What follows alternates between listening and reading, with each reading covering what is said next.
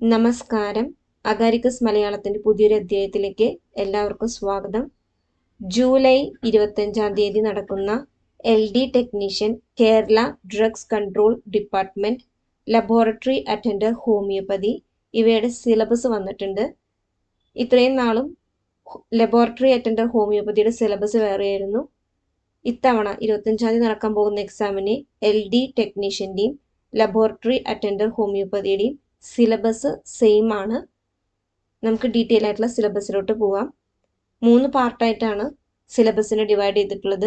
First part 30 മാർക്കിനുള്ള questions ആണ് വരിക. മെയിൻ ആയിട്ട് പാത്തോളജി ബേസ്ഡ് ആണ്. മൊഡ്യൂൾ 1 ഹെമറ്റോളജി, അതിലെ composition of blood, haemoglobin, blood coagulation തുടങ്ങിയ ടോപ്പിക്സ് ഉണ്ട്. Module 2 clinical pathology basic techniques ആണ്. 5 മാർക്കിനുള്ള ക്വസ്റ്റ്യൻസ് ഇതിൽ നിന്ന് വരും. യൂറിൻ അനാലിസിസ്, യൂറിൻ റിലേറ്റഡ് ആണ് ഈ ടോപ്പിക്ക്. മൊഡ്യൂൾ 3 ഹിസ്റ്റോ ടെക്നോളജി ആണ്. ഇതിൽ നിന്ന് 5 മാർക്കിനുള്ള ക്വസ്റ്റ്യൻസ് വരും.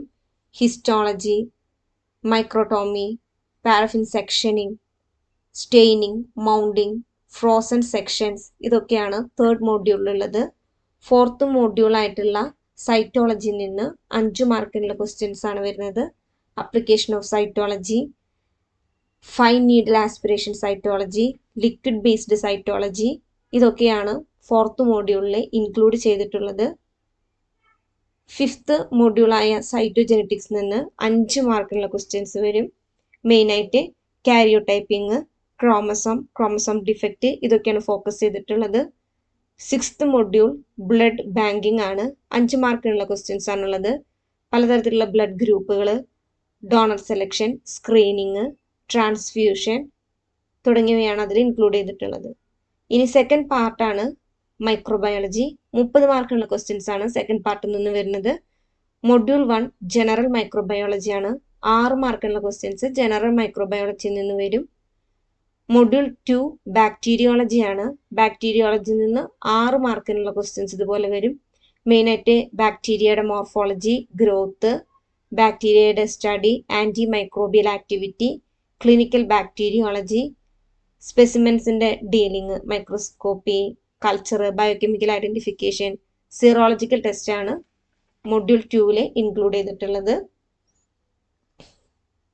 മൊഡ്യൂൾ 3 എന്ന് പറയുന്നത് പാരസൈറ്റോളജി ആണ്. 6 മാർക്കിനുള്ള ക്വസ്റ്റ്യൻസ് ആണ് ഇതിൽ നിന്ന് വരുന്നത്. Morphology, classification, clinical പാരസൈറ്റോളജി, processing of specimens ഇതൊക്കെയാണ് മൊഡ്യൂൾ 3 ഇൻക്ലൂഡ് ആയിട്ടുള്ളത്. മൊഡ്യൂൾ 4 മെയിനായിട്ട് ഫംഗസിന് ഫോക്കസ് ചെയ്തിട്ടുള്ളതാണ്. മൈക്കോളജി, 6 മാർക്കുള്ള ക്വസ്റ്റ്യൻസ് ആണ് വരുന്നത്. Classification of fungi, fungal disease, clinical mycology, പിന്നെ പ്രോസസ്സിംഗ് ഓഫ് സ്പെസിമെൻ ഇതൊക്കെയാണ് ഫോർത്ത് മൊഡ്യൂളിൽ നിന്ന് വരുന്നത്. ഫിഫ്ത്ത് മോഡ്യൂള് മെയിനായിട്ട് കോൺസെൻട്രേറ്റ് ചെയ്തിരിക്കുന്നത് വൈറസിനെയാണ്. 6 മാർക്കുള്ള ക്വസ്റ്റ്യൻസ് വൈറോളജിയിൽ നിന്ന് വരും.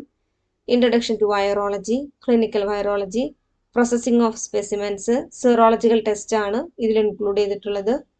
തേർഡ് പാർട്ട് ബയോകെമിസ്ട്രി ആണ്. 40 മാർക്കുള്ള ക്വസ്റ്റ്യൻസ് ആണ് ഇതിൽ നിന്ന് വരുന്നത്. Module 1 glass, varieties of glasses, glass wares, എങ്ങനെയാണ് ഈ ഗ്ലാസ്സിന് ക്ലീനിങ് ചെയ്യുന്നത് ഇതൊക്കെയാണ് ഉൾക്കൊള്ളിട്ടുള്ളത്. അത് 2 മാർക്കുള്ള ക്വസ്റ്റ്യൻസ് ആണ് ഈ ബേസിക്സ് എന്ന് വരുന്നത്.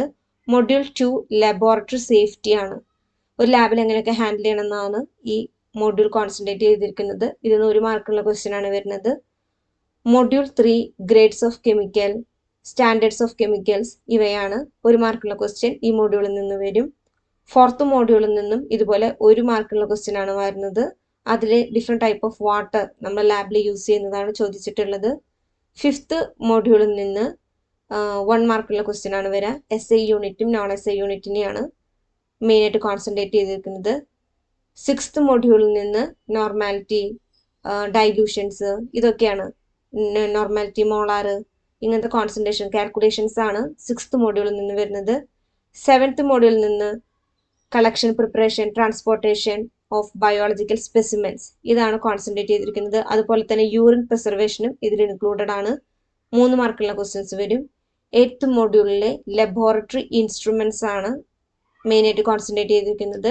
Spectrometer, centrifuge, P H metre, vortex, mixer, ഇതൊക്കെയാണ് ഇതിൽ ഇൻക്ലൂഡ് ചെയ്തിരിക്കുന്നത്. 1 മാർക്കിനാണ് ഇതിൽ നിന്ന് വരുന്നത് ക്വസ്റ്റ്യൻസ്. 9th മോഡ്യൂൾ എന്ന് പറയുന്നത് റേഡിയോ ഐസോട്ടോപ്സിനെയാണ് കോൺസെൻട്രേറ്റ് ചെയ്തിരിക്കുന്നത്. ഇതിൽ നിന്ന് 1 മാർക്കുള്ള ക്വസ്റ്റ്യൻസ് ആണ് വരുന്നത്. 10th മോഡ്യൂൾ മെയിനായിട്ട് ബഫറിനെ ബേസ് ചെയ്തിട്ടുള്ളതാണ്. Buffer system, Henderson Hasselbalch equation, osmosis, dialysis തുടങ്ങിയിട്ടുള്ള പ്രിൻസിപ്പിളിനെ ബേസ് ചെയ്തിട്ടാണ് ഈ മോഡ്യൂൾ സെറ്റ് ചെയ്തിരിക്കുന്നത്. 2 മാർക്കുള്ള ക്വസ്റ്റ്യൻസ് ഇതിൽ നിന്ന് വരും. Module 11 digestion, absorption of carbohydrate, protein, lipid തുടങ്ങിയവയാണ്. ഇതിൽ നിന്ന് 1 മാർക്കിനുള്ള ക്വസ്റ്റ്യൻ ആണ് വരുന്നത്.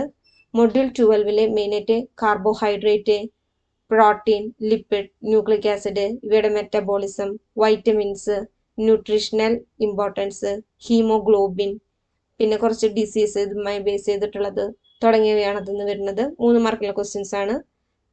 മൊഡ്യൂൾ 13 എന്ന് പറയുമ്പോൾ അതിലെ എൻസൈം ക്ലാസിഫിക്കേഷൻ, കോ എൻസൈം, കോഫാക്ടർ തുടങ്ങിയവയാണ് അതിലുള്ളത്. 14th മൊഡ്യൂളിൽ മെയിനായിട്ട് കോൺസെൻട്രേറ്റ് ചെയ്തിരിക്കുന്നത് ഹോർമോൺസിനെയാണ്. തൈറോയിഡ്, പാരാതൈറോയിഡ്, അഡ്രീനൽ കോർട്ടക്സ് എന്ന് തുടങ്ങുന്ന ഹോർമോൺസിനെയാണ് മൊഡ്യൂൾ 14 ബേസ് ചെയ്തിരിക്കുന്നത്. 1 മാർക്കുള്ള ക്വസ്റ്റ്യൻസ് ആണ് വരുന്നത്. മൊഡ്യൂൾ 15 എന്ന് പറയുമ്പോൾ മോളിക്കുലർ ബയോളജിയാണ്. DNA റെപ്ലിക്കേഷൻ, ട്രാൻസ്ക്രിപ്ഷൻ, ട്രാൻസ്ലേഷൻ, പിന്നെ മോളിക്കുലർ ബയോളജി ടെക്നിക്സ്, PCR തുടങ്ങിയവയാണ് ഇതിൽ നിന്ന് വരുന്നത്. 3 മാർക്കുള്ള ക്വസ്റ്റ്യൻ ഇതിൽ നിന്ന് ചോദിക്കും. 16th മോഡ്യൂള് മെയിനായിട്ട് വീണ്ടും കോൺസെൻട്രേറ്റ് ചെയ്തിരിക്കുന്നത് യൂറിൻ, അതിൻ്റെ കോമ്പോസിഷൻ, സ്ക്രീനിങ് തുടങ്ങിയവയാണ്. അതിൽ നിന്ന് 2 മാർക്കുള്ള ക്വസ്റ്റ്യൻ ആണ് വരുന്നത്. 17th മോഡ്യൂളിൽ മെയിനായിട്ട് കോൺസെൻട്രേറ്റ് ചെയ്തിരിക്കുന്നത് ഗ്യാസ്ട്രിക് ജ്യൂസുകളെ കുറിച്ചിട്ടാണ്. 1 മാർക്കുള്ള ക്വസ്റ്റ്യൻ ആയിരുന്നു വരും. Module 18 analysis of calculi, urinary and biliary calculi, ഇതൊക്കെയാണ് അതിലുള്ളത്. 19th ചാപ്റ്റർ അല്ലെങ്കിൽ 19th മോഡ്യൂൾ എന്ന് പറയുന്നത് ഇലക്ട്രോഫോറസിസിനെയാണ് കോൺസെൻട്രേറ്റ് ചെയ്തിരിക്കുന്നത്.